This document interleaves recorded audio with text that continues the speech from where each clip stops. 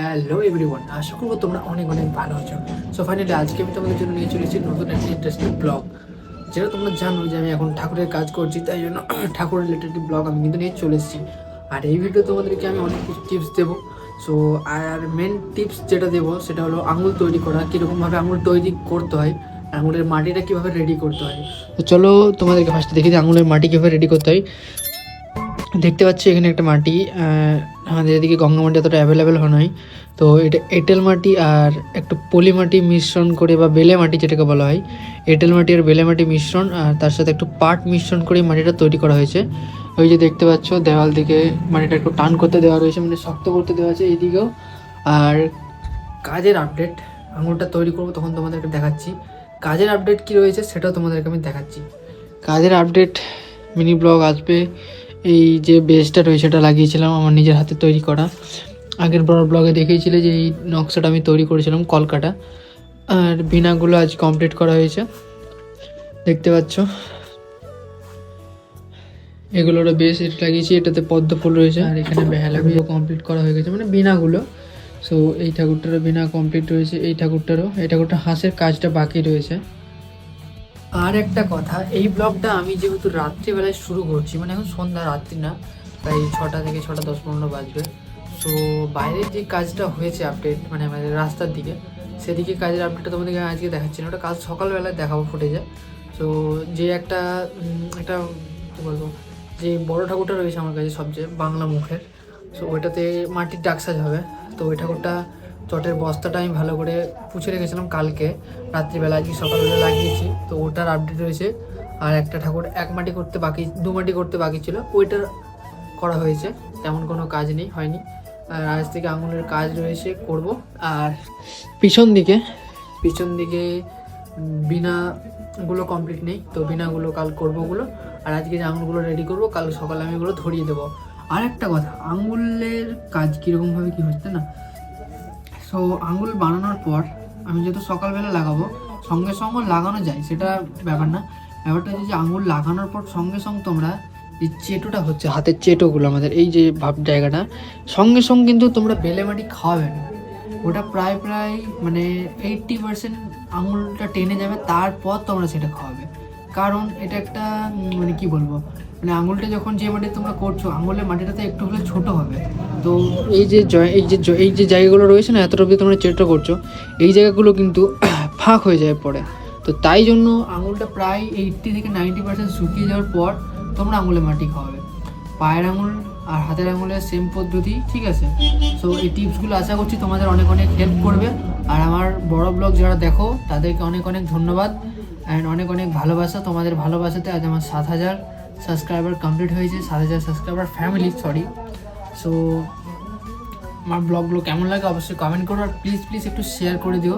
আর তোমাদের কাছে ছোট্ট একটা রিকোয়েস্ট রাখলাম, সো আমার ব্লগগুলো সবাই কিন্তু ফুল ওয়াচ করো। সো এভরিওয়ান, তোমাদেরকে আমি একটু আগেই বললাম, আমি ব্লগটা যেহেতু বেসিক্যালি একটা মানে আঙ্গুল তৈরি করার নিয়ে ব্লগটা বানাচ্ছি, মেন ব্লগ।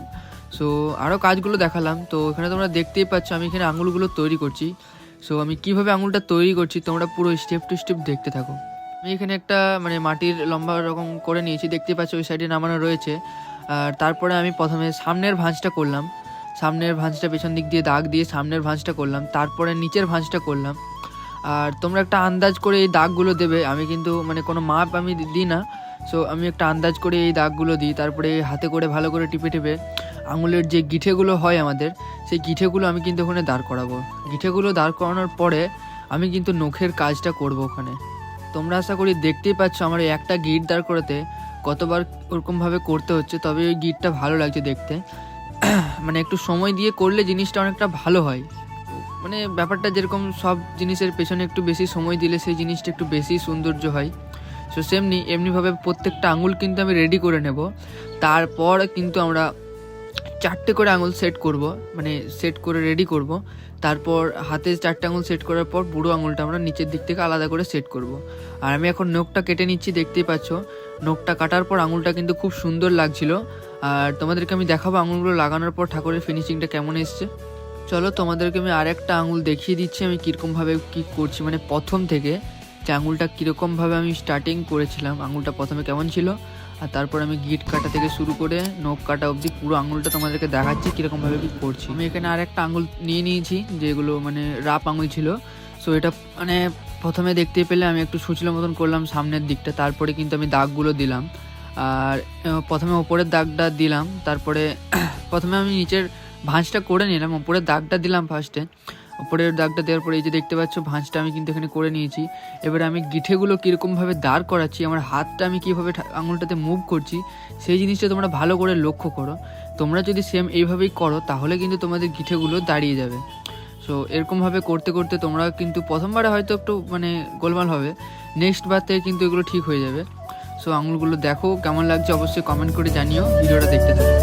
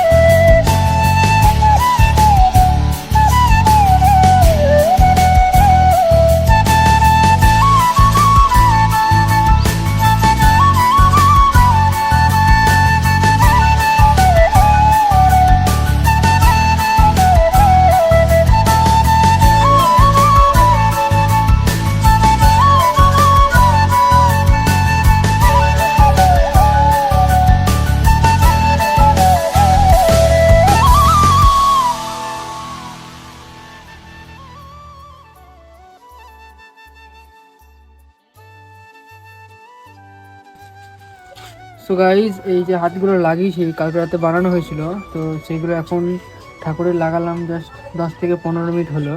সো এগুলো লাগানোর পর পরিষ্কার করতে হয়। তারপর আমি পরিষ্কার করার পর এগুলোতে এই যে পাটটা বেঁধে দেবো যাতে আঙুলগুলার মানে যেরকমভাবে সেট করা আছে সেইভাবে সেট হয়ে শুকিয়ে যায় একটু। তারপর আমি কিন্তু চেরোটাতে মাটি খাওয়াবো।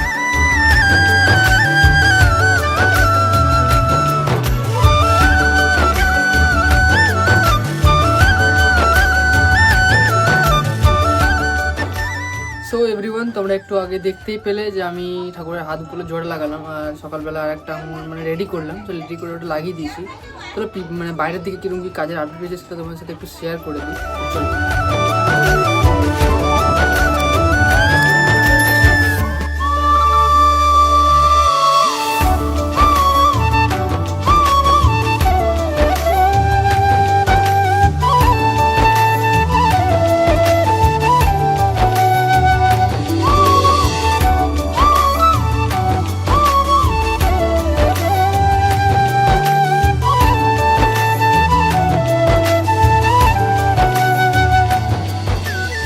এভরিওয়ান, তোমরা আশা করছি আঙুল বানানোটা বুঝতে পেরে গেছো অনেকটাই। তো আমি আজকে কি কাজ করেছি সকাল দিকে সেটা তোমাদেরকে দেখাচ্ছি।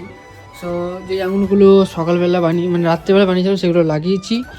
আর এইদিকে যতগুলো ব্যানার ছিল সব কিন্তু কমপ্লিট, দুমাটির কাজ পুরোপুরি। এদিকে মাথাগুলো বাকি ছিল, ব্যানারগুলো সব কমপ্লিট হয়ে গেছে।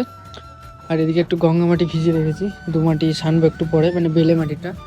সো এখন আমি কাজ করবো আঙুলেরই। সো কালকের মধ্যে মানে পায়ের আঙুল সব আমি কমপ্লিট করে দেওয়ার টার্গেট রেখেছি, ঠিক আছে? না হলে সময়ের অনেকটা অভাব। আর এই ব্লগে তোমাদের একটা কথা জানিয়ে রাখি, আমি কিন্তু এখন কয়েকটা দিন মিনি ব্লগ আপলোড করব না, বড় ব্লগ আপলোড করব। সো কারণটা হচ্ছে সময়ের খুব অভাব। সো আগে আমি কাজটা তুলি, রঙের সময় তোমাদের কাছে মিনি ব্লগ আমি আপলোড করবো। হ্যালো এভরিওয়ান, সো ব্লগটা 3 দিন চলছে এটা নিয়ে। সো আমি কন্টিনিউ করিনি কারণ আমার সব আঙুলগুলো এখন লাগানো হয়ে গেছে। তো তোমাদেরকে এক ঝলক করে দেখিয়ে দিচ্ছি সব আঙুলগুলো। আর এই ব্লগটা এই পর্যন্তই, বেশি বড় করছি না, আবার নেক্সট ব্লগ আসবে। সো চলো একবার করে তোমাদেরকে দেখিয়ে দিই আঙুলগুলো লাগানো হয়ে গেছে। সো এইদিকে দেখতে পাচ্ছ 10-এর সব আঙুলগুলো এখনই জাস্ট এই কিছুক্ষণ আগে লাগিয়ে খাবার খেলাম। সো এগুলো এখন ঠিক দেখতে পাচ্ছ আঙুরগুলো এখনই একটু আগে লাগালাম, এগুলো এখন জল ব্রাশ করবো, দেন দড়িগুলো বেঁধে দেবো। সো দড়িগুলো বাঁধার কারণ হচ্ছে আঙুলের মাটিটা যেটা থাকে সেটা অনেকটা চিটচিটে থাকে আর সেটা ফাঁক হয়ে যায়, তাই জন্য আঙুলগুলোকে টেনে বেঁধে রাখতে হয়। আর ওটা একবার বেঁধে রাখলে হয় না, 2-3 বার বাঁধতে হয়, মানে একবার বাঁধার পর কিছুক্ষণ কয়েক ঘন্টা কাটার পর আবার ওটা খুলে আবার সেভাবে টান করে বাঁধতে হয়, তাহলে মানে ভালো থাকে। কারণ আঙুলটা ছোটো হয়ে থাকে তো মাটিটা, যে আঙুলের মাটিটা থাকে সেই আঙুলের মাটিটা একটু টানতে থাকে, যত চিট থাকে, চিট যত যে মাটি হোক সেই মাটি একটু একটু ছোটো হবেই।